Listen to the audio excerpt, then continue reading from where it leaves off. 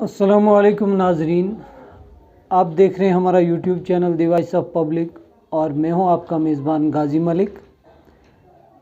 आज मैं बात कर रहा हूं अफ़गानिस्तान पे। अफ़गानिस्तान एक ऐसा देश जिसकी जियोग्राफिकल लोकेशन एक ऐसी जगह है जिस जगह को हर दौर के अंदर हर बाहरी ताकत ने अपने कब्ज़े में लाने की भरपूर कोशिश की। जिन कोशिशों का नतीजा उन कब्ज़ा करने वाली ताकतों के लिए किसी भी दौर में अच्छा नहीं रहा। इसीलिए इस अफ़गानिस्तान को द ग्रेवयार्ड ऑफ एम्पायर्स का नाम दिया गया।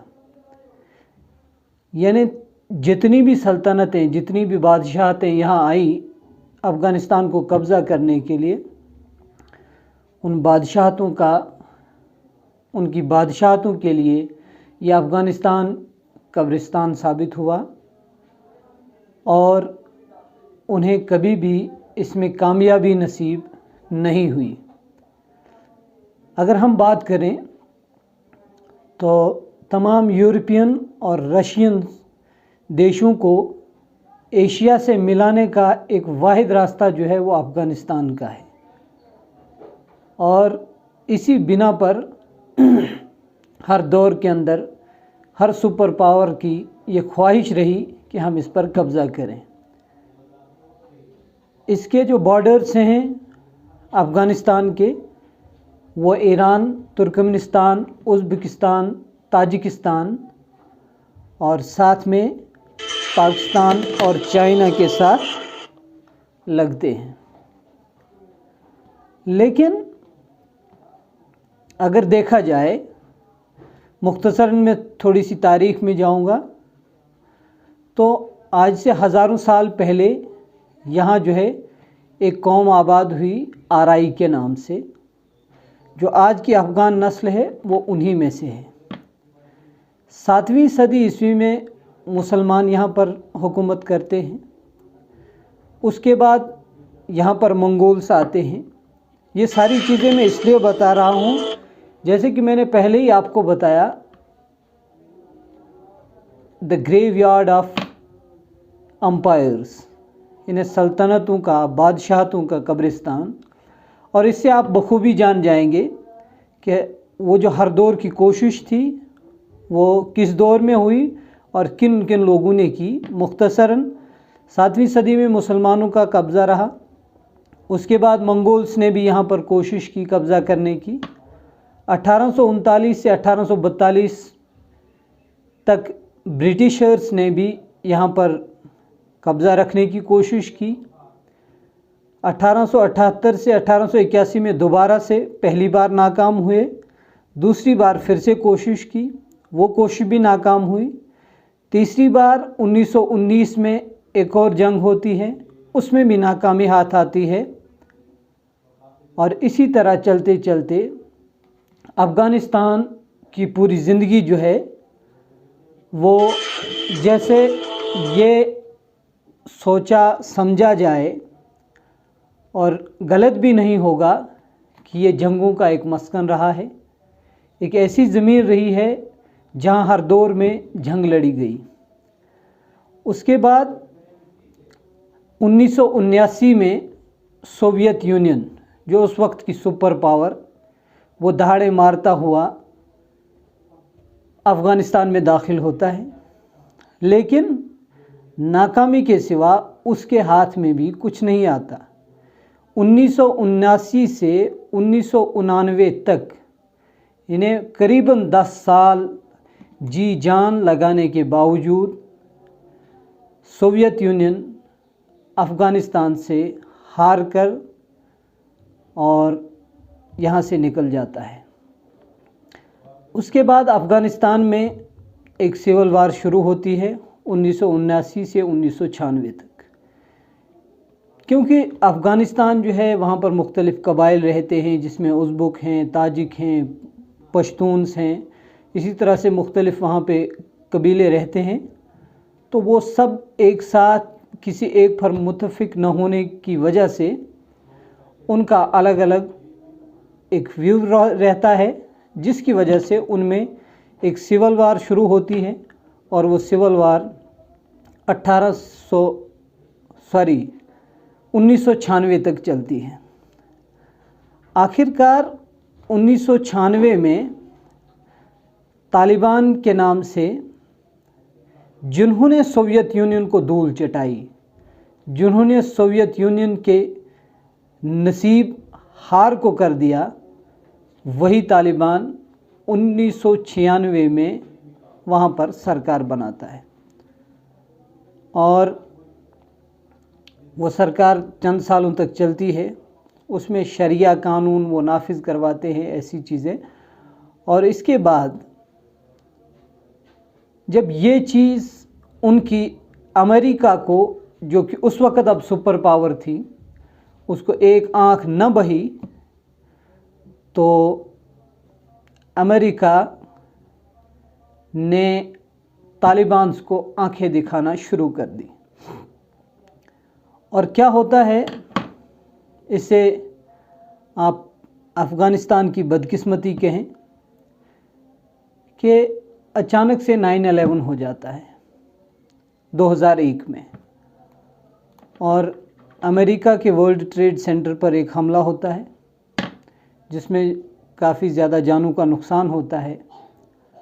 और उसकी ज़िम्मेदारी, उसका ज़िम्मेदार एक वर्ल्ड ऑर्गेनाइजेशन जो दुनिया की बनाई गई थी, जिसके स्थापक उसामा बिन लादेन रहे, उनके सर डाल दी गई कि इसके ज़िम्मेदार उसामा बिन लादेन है।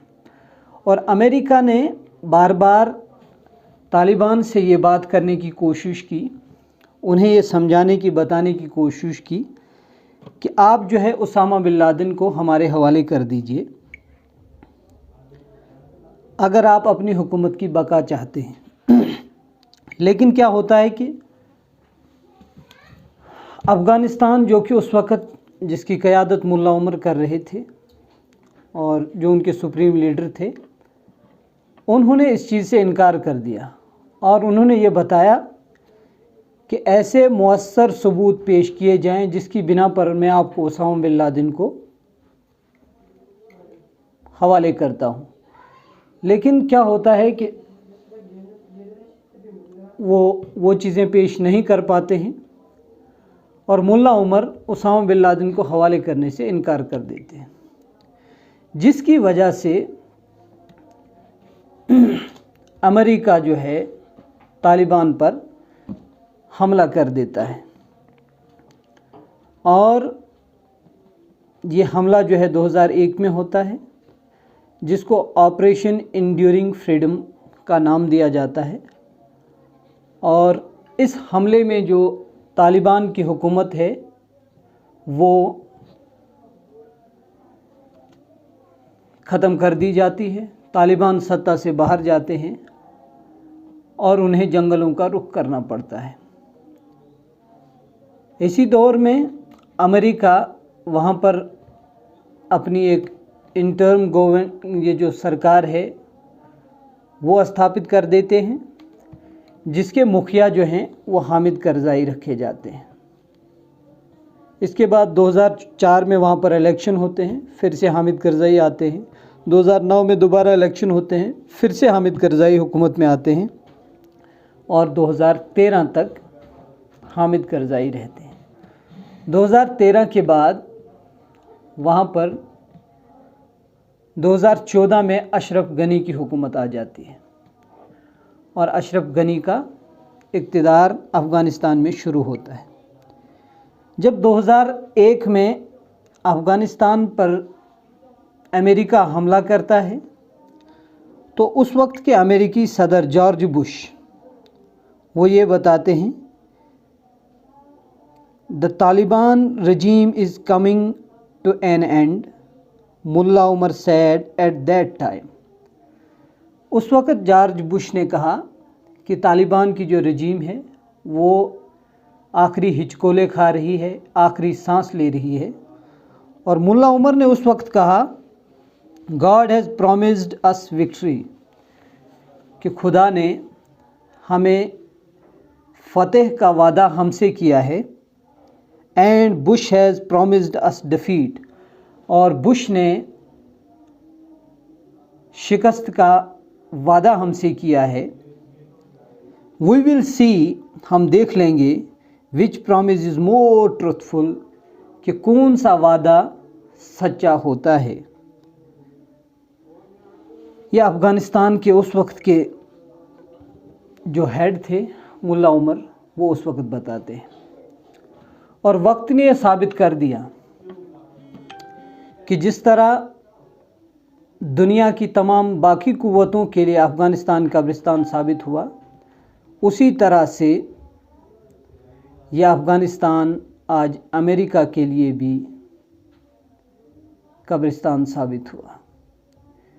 क्योंकि 2001 से लेकर 2020, अभी तो 2021 चल रहा है, 2020 में फरवरी 2020 में अमेरिका और अफ़गानिस्तान का मुआहिदा होता है, जिसमें अमेरिका इनखला की बात करता है कि हम यहाँ से निकलने को तैयार हैं, आप हमें टाइम दीजिए, इतने वक्त तक हम यहाँ से निकल जाएंगे, जिसका समय अभी भी बाकी है। लेकिन यहाँ पर जो गौर करने के लायक बात यह है कि आखिरकार दुनिया की इतनी ताकतों को एक साथ तालिबान ने कैसे और क्यों कर हराया, जबकि तालिबान हुकूमत में नहीं थे, इक़्तिदार में नहीं थे। इक़्तिदार में था तो अशरफ गनी था, और उसके बावजूद भी अमेरिका कैसे वहाँ से हारता है, उसे वहाँ से क्यों कर जाना पड़ता है, इसकी बात अमेरिकी सदर जो मौजूदा हैं उन्होंने अपने खिताब में की है। और जो खिताब उन्होंने किया है मुख्तसरन मैं वो आपके सामने रखने की कोशिश करता हूँ। 20 साल बाद मैंने ये पाया कि अमेरिका के इनखला का बेहतर वक्त कभी भी नहीं आएगा। ये जो बाइडन इस बात का आज एतराफ़ कर रहे हैं। मैंने अपनी कौम से सच बताने का वादा किया है। सच ये है कि हमारी तवक्को से बहुत पहले ये सब कुछ अचानक हो गया। अफ़गानिस्तान की सियासी लीडरशिप ने हार मान ली और मुल्क से भाग गई। जैसा कि आप सब जानते हैं, वहाँ के सदर, वहाँ के जो वाइस प्रेसिडेंट हैं, नायब सदर, वो वहाँ से अफ़गानिस्तान को छोड़ के चले गए। और यहाँ तक कि फ़ौज ने कई बार लड़ने से पहले ही हथियार डाल दिए। और वहाँ की जो फ़ौज थी, ये अमेरिका के सदर का बयान है, अमेरिकी फ़ौजियों को इस लड़ाई में लड़ना और मरना नहीं चाहिए जो खुद अफ़गान फ़ौजी नहीं लड़ना चाहते। आज 20 साल लड़ने के बाद अमेरिकी सदर जो बाइडन को ये बात समझ में आ रही है कि अमेरिका की फ़ौज को, अमेरिका को उस जंग में नहीं पड़ना चाहिए था जो जंग अफ़गान खुद नहीं लड़ना चाहते और खुद नहीं लड़ रहे। हमने 1000 अरब डॉलर से भी ज़्यादा खर्च किया, 3 लाख से ज़्यादा की फ़ौज उनकी तैयार की, हैरानकुन हथियारों से उनको लैस कर दिया। वो सब कुछ किया जो उनको लड़ने के लिए चाहिए था और तालिबान के पास नहीं था, क्योंकि अफ़गानिस्तान के पास दुनिया का हर किस्म के जो वसाइल थे वो मौजूद थे। तालिबान के पास सिवाय नॉर्मल हथियारों के कुछ भी नहीं था। एयरफोर्स तालिबान के पास थी और बेहतरीन ट्रेनिंग वो भी अफ़गानिस्तान के पास थी, और बेहतरीन ट्रेनिंग वो भी अफ़गानिस्तान के पास थी। अगर ये सब करने के बावजूद वो सब न कर सके तो हमारे वहाँ रहने से कोई फ़र्क नहीं पड़ता। इतना कुछ अगर हमने कर लिया तो अगर इससे कोई फ़र्क नहीं पड़ा तो अब अगर और वहाँ हम 10 साल या 20 साल जी लेते तो उससे भी कोई फ़र्क पड़ने वाला नहीं था। क्योंकि आज ये बात जो बाइडन को समझ में आ गई कि अफ़गानिस्तान जिस तरह पिछली तमाम ताकतों के लिए कब्रिस्तान बना था, आज हमारे लिए बना, यही आज को छोड़ के कल को बनना था, इसलिए इससे कोई फ़र्क पड़ने वाला नहीं था। गनी ने मुझसे वादा किया कि हम लड़ेंगे, लेकिन वो नहीं लड़े और अफ़गानिस्तान को भाग कर चले गए। अभी हमने फ़िलहाल 6000 फ़ौजी भेजे हैं जो अमेरिकन और अमेरिका के इत्तेहादियों को वहाँ से निकालेंगे।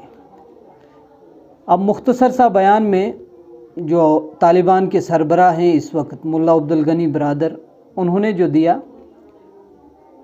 तो उसमें वो कहते हैं, सबसे पहले तो वो मुबारकबाद देते हैं आवाम को और ख़ुसूसन काबुल की आवाम को, क्योंकि काबुल जहाँ ये समझा जाता था कि बहुत घमसान की लड़ाई होने वाली है, लेकिन वही काबुल तोहफ़े की शक्ल में अफ़गान हुकूमत ने उनको हवाले कर दिया।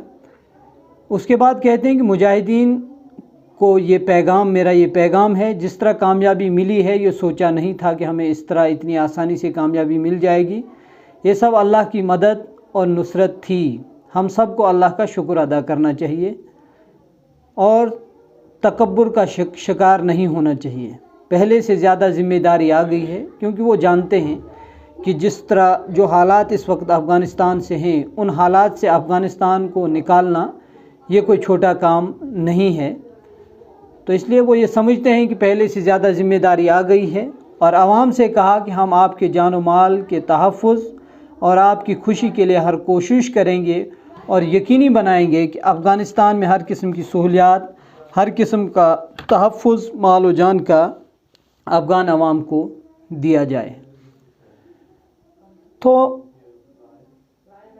ये बात आज एक बार फिर अफ़गानिस्तान की कौम ने, तालिबान ने साबित कर दी है, जो मैंने सबसे पहले कही थी, Afghanistan the land of graveyard for empires.